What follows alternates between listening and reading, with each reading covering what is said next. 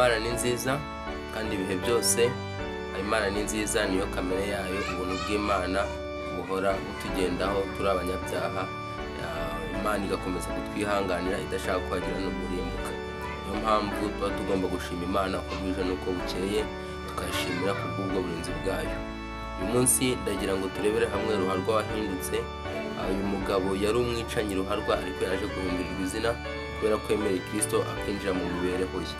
Ariko nanone turi buze nanone kugira amahirwe ayo kwibanda nanone ku bandi bantu bagiye bagirirwa amahirwe yo kwigishwa n'umwigishwa ari umwigisha mukuru ari we Kristo, ariko kubera ko batigeze bemera Kristo ngo yinjire mu mibereho yabo, bikarangira n'ubundi baciriweho iteka.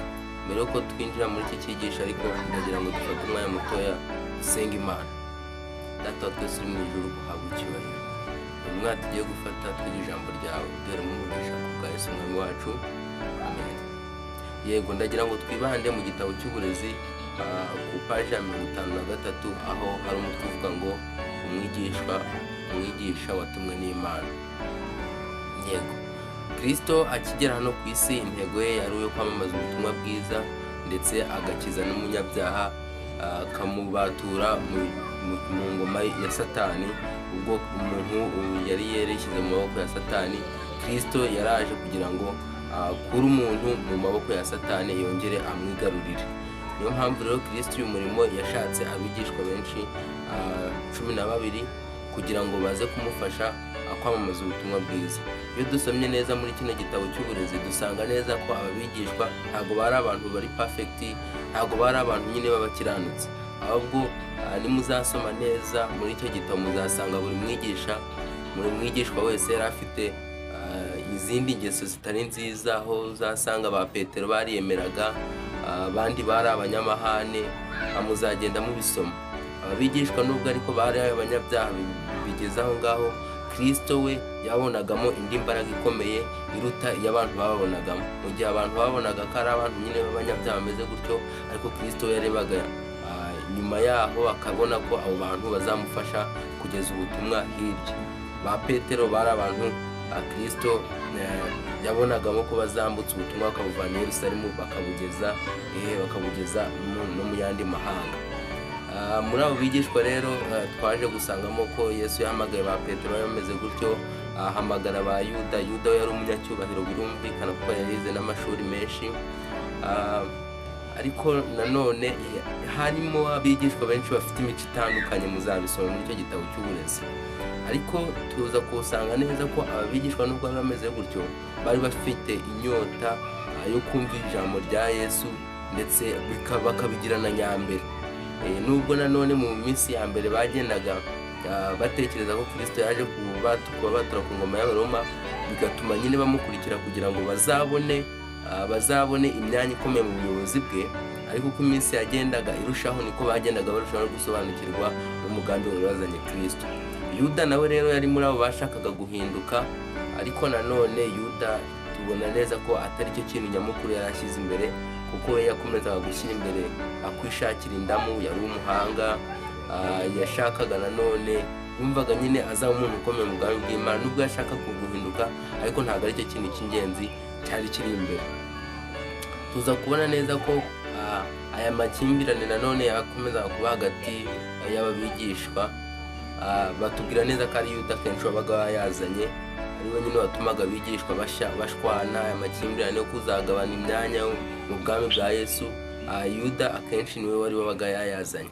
Ndetse Yesu batubwira neza ko yakomeje nanone gukora ibishoboka byose kugira ngo aze gukiza Yuda, ariko Yuda akinangira umutima. Noneho igihe cyarageze, Yesu aje kubona neza ko nta kindi cyaza kuba mu gihe akomeje kubwira Yuda ku mafuti ye, abona ko igisubizo cyavamo ari uko Yuda yakwinangira umutima. Bityo bituma Yesu noneho amureka, akazajya amureka. Mu yandi magambo, Yesu yagezeho amukuraho umutima.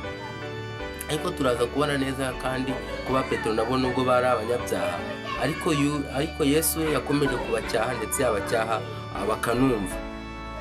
Yego, noneho igihe cyarageze, abigishwa ba Yesu baza kubona umugambi Yesu yari afite wo gukiza abantu, nuko nabo imibereho yabo iza guhinduka. ariko Yuda we byarangiye nyine n'ubundi muza amaherezo mabi ya Yuda.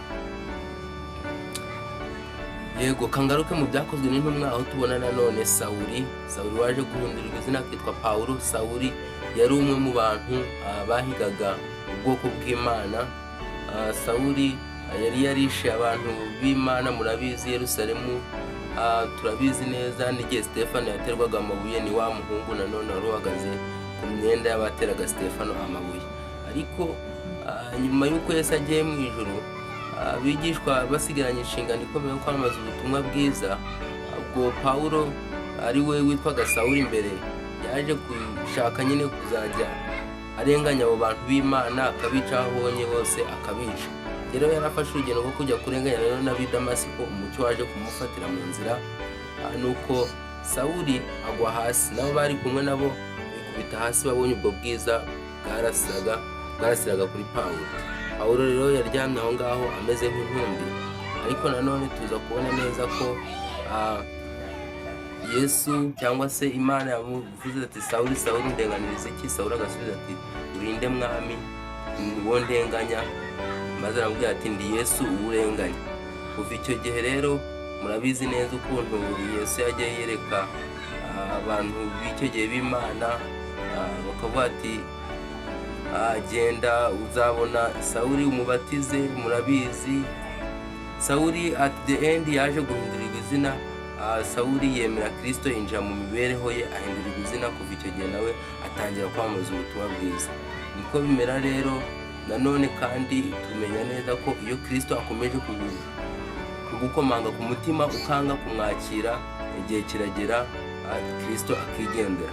Byashoboye niho banditse ngo dore mpagaze ku rugi ndakomanga, umuntu numva ibyanjye agakingura urugi nzinjira uwo dusangire. Reka muri aya masaha twebwe rero twemere Kristo yinjire mu mibereho yacu. Nkuko tubonye neza ko Yuda ari umwe mu bantu bagira amahirwe no kwigishwa n'umwigishwa mukuru, ariko Yuda yanze guhinduka kugeza aho nanone aciriweho iteka. Muribuka neza nanone ko ba Petero nabo ari uko byagenze igihe Yesu yajyaga kubambwa, ko byamwihakanye. Ariko nanone mu kwihakana Yesu kwabo baraje nanone bongera barisuzuma, nuko Petero abazwa n'icyaha yakoze, asaba Imana imbabazi iramubabarira. Cyakomezaga Pawulo nuko Kristo mbere yaho yaramubwira ati Pawulo ragira intama zanjye. Ibyo murabyibuka, Pawulo ragira intama zanjye. Iryo niryo jambo ryamukomezaga.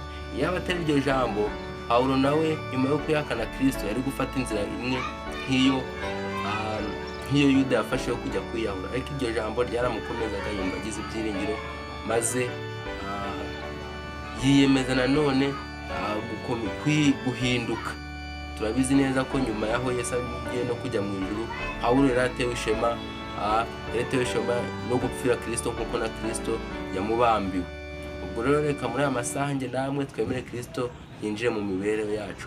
Nk'uko tubizi ntabwo imbabazi z'Imana zizahoraho. Uyu munsi uriho, ariko ejo ntabwo uzi uko bizagenda. Niyo mpamvu amahirwe ufite aka kanya uyakoresha, kandi ntituzi neza igihe imbabazi z'Imana zizarangirira. Kandi kwakira Kristo ntabwo bisaba nyine ngo umwigishwa runaka abe ariwe wakwigishije, cyangwa se ngo biterwe n'igihe wamaze wigishwa. Nk'uko twabibonye neza, Yuda yabanye na Yesu igihe kirekire, yabanye n'umwigisha mukuru, ariko Yuda ntiyigeze ahinduka. None se muribuka ab'i Nineve ukuntu Yona yababwirije mu gihe gito bagahinduka? Ab'i Nineve babwirijwe mu gihe gitoya, ndetse nta n'ibintu birenze Yona yigeze ababwira. Yarababwiraga ati hasigaye iminsi ingahe Nineve ikahinduka. Iryo jambo ryonyine ryatumye ab'i Nineve bahinduka. Ariko nanone nimuze mutekereze nanone ku bwa Nowa yabwirije imyaka 120, ariko abantu baranze banararimbuka, harokoka Nowa n'umuryango we gusa. Ni ukuvuga ngo rero kwakira Mwuka Wera ntabwo abigendera ku gihe wigishijwe, cyangwa se umwigisha wakwigishije uwo ari we. Ahubwo icyo bisaba ni ukwakira Kristo, wakumva ijwi rigukomangira aka kanya ukarikingurira rikinjira mu mibereho yawe. Rero reka hamwe njye namwe twemere Kristo yinjiye mu mibereho yacu, kugira ngo bari kwitegura kuva ku ntebe y'imbabazi azayiveho, natwe twarangije kwiyunga na Kristo. Nibyo mbasabira nanjye nisabira mu izina rya Yesu.